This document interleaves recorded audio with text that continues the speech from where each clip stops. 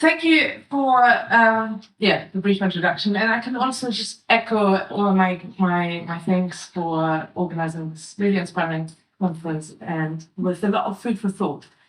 However, I do feel, if I may say, that I feel like a little bit like the odd one out here amongst everyone, as I'm a photo historian whose research and teaching falls within an art historical context.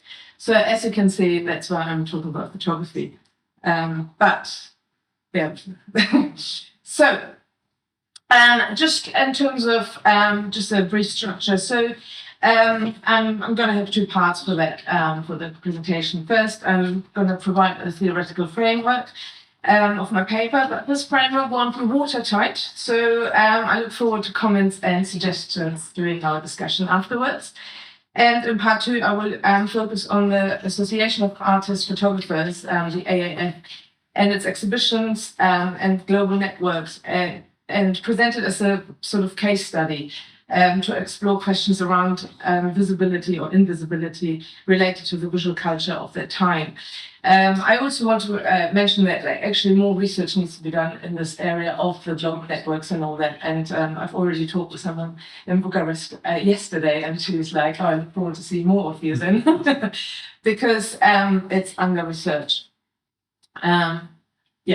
So, as Jennifer Tucker argues, photographs become evidence through their use as material sources in the writing of history and in the interpretation of society and visual culture.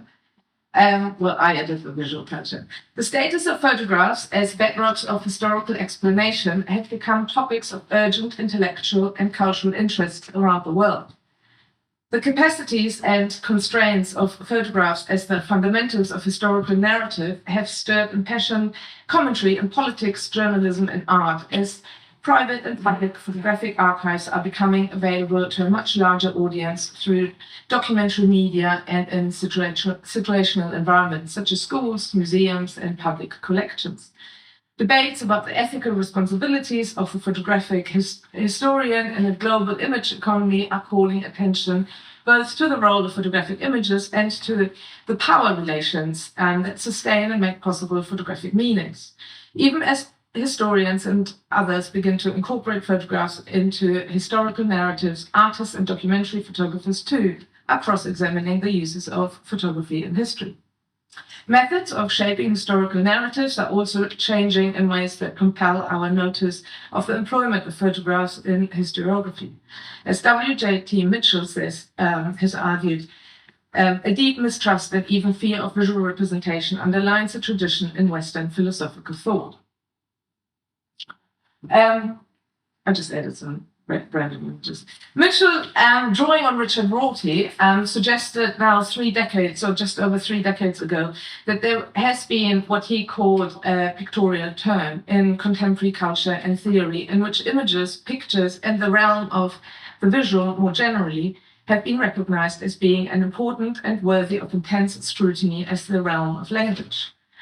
The suggestion of the pictorial turn calls attention to the importance of pictures and to how their history is to be understood.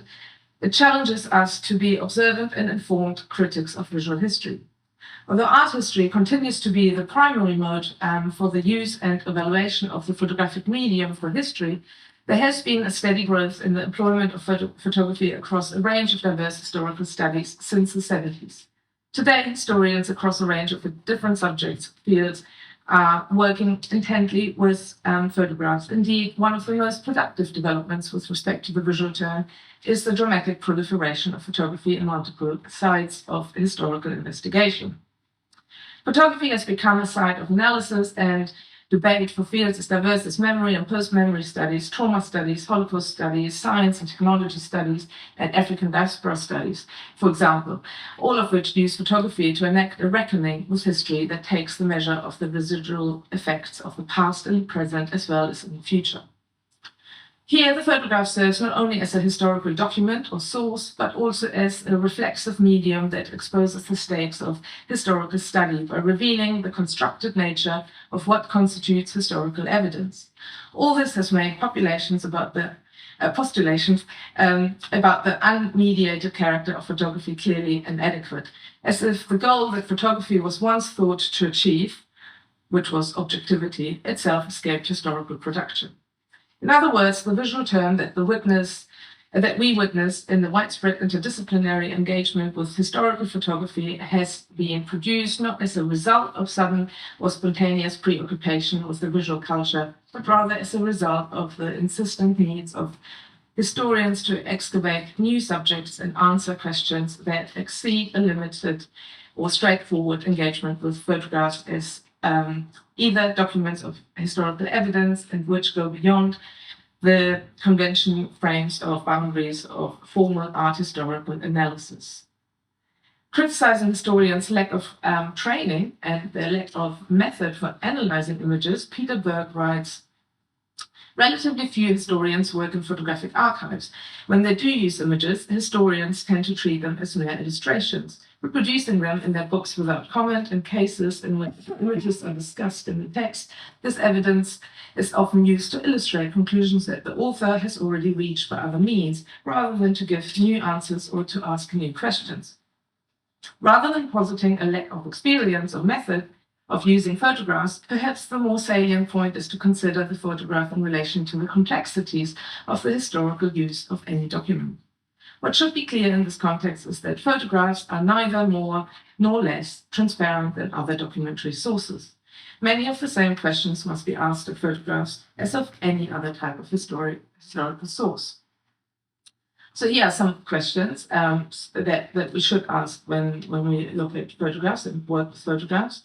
I'm just going to leave these for you to peruse. Photographs are simultaneously a seemingly privileged historical source and, at the same time, objects that invite our suspicion as sources of evidential claims. A suspicion that is aroused by highlighting the questions historians ought to ask of them. In other words, photographs reveal not simply the potential and limits of photography as a historical source, but the potential and limits of all historical sources and historical inquiry as an intellectual project. Yet this is precisely the promise and ultimate potential of the historical study of photographs, that it pushes their interpreters to the limits of historical analysis. Elizabeth Edwards asked us to pay attention to the material practices of photography that themselves reveal much about the makers of the photographs themselves.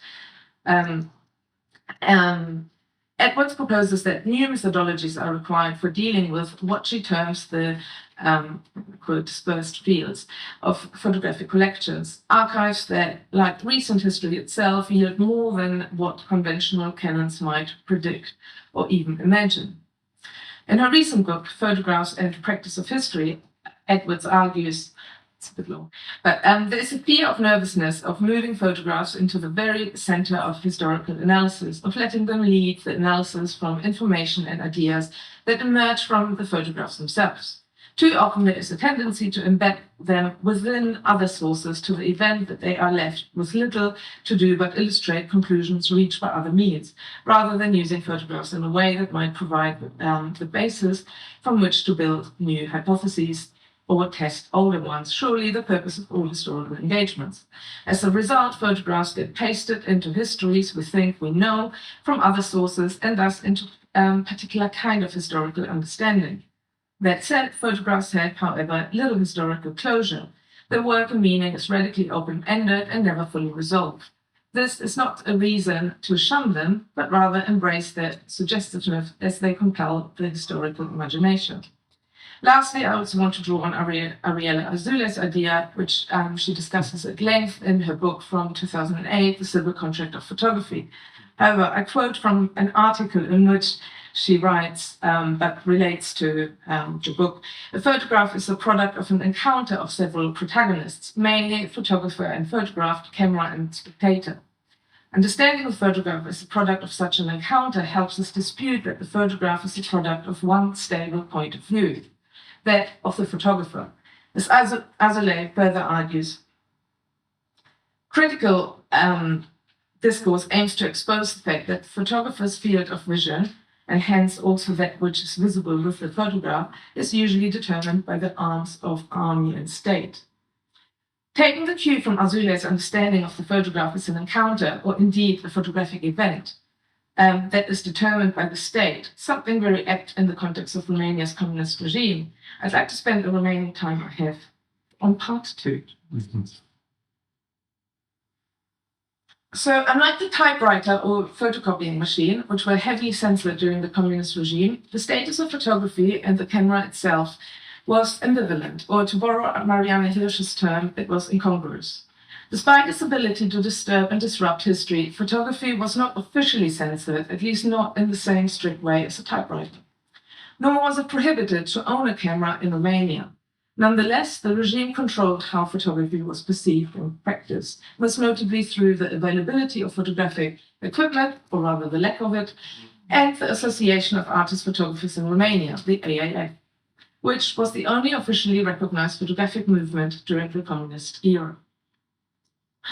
Amateur photographers were first recognized through the establishment of the Association of Amateur Photographers in Bucharest in 1934.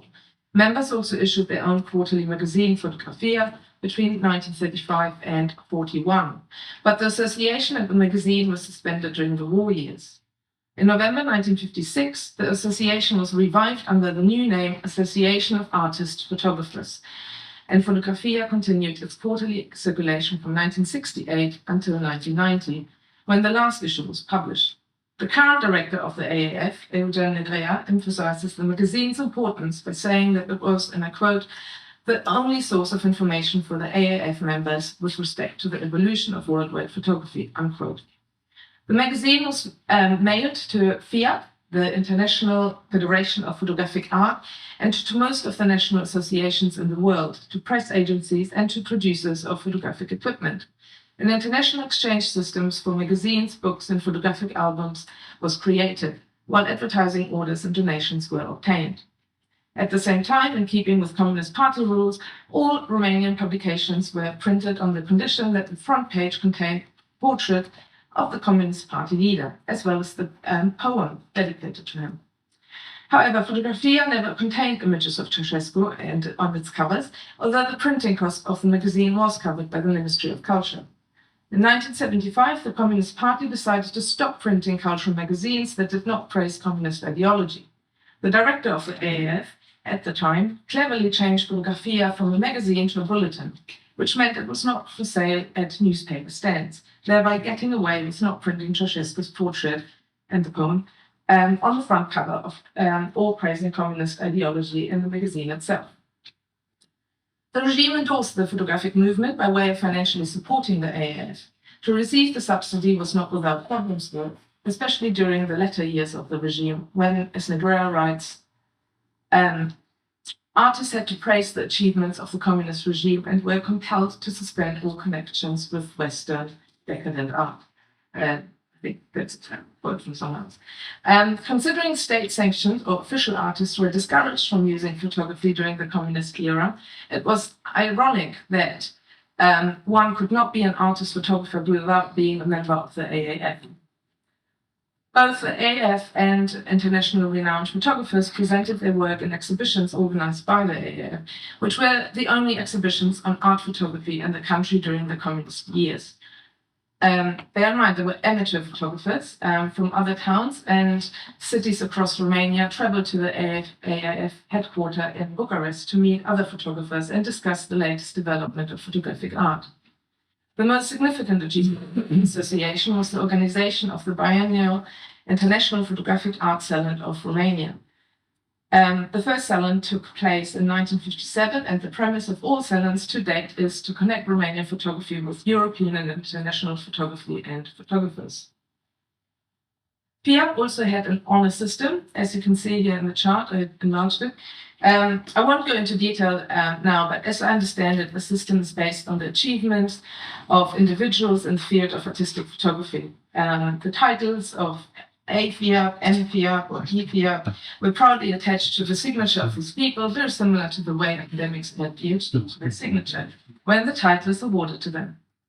Given the vast majority of AAF members were or still are amateur photographers, I suppose the honor system serves as some kind of inspiration, motivation, and importantly, community.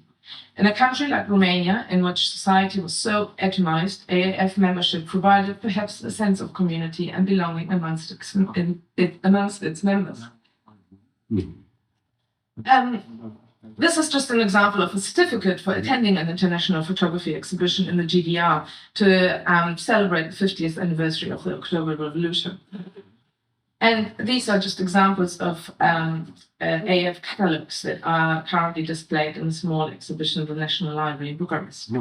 Thus, I would argue it was not only the AAF membership, but importantly, the national and international photography exhibitions or salons that contributed to the development of an illusion of being part of a global photography network. I say illusion because traveling outside of the Soviet bloc was almost impossible for most members. I'm just going to show these. So for many AAF members, therefore, it was more typical that the photographs were posted to the international exhibitions, but the owners, the photographers themselves, stayed behind. The stamps on the back of these 3 slides, again, I know we're running late, so just illustrate basically how far a picture would travel. So some stayed in Romania, some went as far as Buenos Aires, like this one here. Would have so this is an example of Clara Spitzer, who was able to attend the 20th International Photography Salon in Buenos Aires in 1964. It's important to note that Clara Spitzer was one of the founding members of the revived association, just like Hedy Loeffler. So they were allowed to travel quite far. So these are books, also let's small exhibition in Paris at the moment, of photographs by Hedy Loeffler, who published quite widely, and also guidebooks as well as the photographs in just what we would call now coffee table books. I don't know if they were called then. But again, so what also just to insert that while I talk about these two, I wrote a paper just about these two before, but also I tried to find stuff in CNFIS about them because I was intrigued to see like if because they were allowed to travel and apparently there's nothing. So it's still a bit it's interesting but a bit weird. Like they were able to travel, but then there weren't surveys like everyone else in the equivalent level of work. So that was, where was I? Oh yeah, so, so a few concluding thoughts. That came quick. So I'm saying concluding thoughts, like, as I said at the beginning, this needs more research and it's just like some ideas that I'm, throwing around. So what do these photographs tell us about the impact of the communist context on the work of photographers in Romania, as well as on the production and circulation of photographs and their contribution to Romania's visual culture during the communist years? Although the AAF may have offered a sense of community and belonging and helped develop a sense of global and transnational network of photography during the communist years, the emphasis is, however, indeed on the mere sense of network, an illusion at best, seeing the vast majority of AAF members were not even allowed to travel much outside the Soviet bloc. That itself disrupts the notion of the photographic event that Azulay proposed, where so many different actors are part of a photograph. Instead, photographers sent their photographs to the exhibitions, but that raises the question of to what extent AF members were really part of a global network. More research needs to be done, as I mentioned, but perhaps the idea of the global network can be linked or compared to the status of photography in Romania itself, which was ambiguous and full of paradoxes. At the same time, this global network contributed to some level of visibility for Romanian photography, for there was plenty of invisibility too, invisibility of the photographers themselves. Invisibility means the absence of visibility, of course. Absence, in turn, is tied to experience rather than just to objects. The experience of absence is real and is in no way diminished by the fact that the thing that generated the feeling of absence is in the first place is in the first place gone. So perhaps this marks a point of conclusion that invisibility in this context must be a question of relationality. Jesus. Before I conclude, I just want to raise awareness of this exhibition that I co-curate in Bucharest, and we're opening on the 17th, on Tuesday, and you're all invited. So it's mainly Andrei Pandela and his photographs, but with the intervention of Dan Krzyzowski's work as well, and both artists will be there. So come. Thank you for your attention.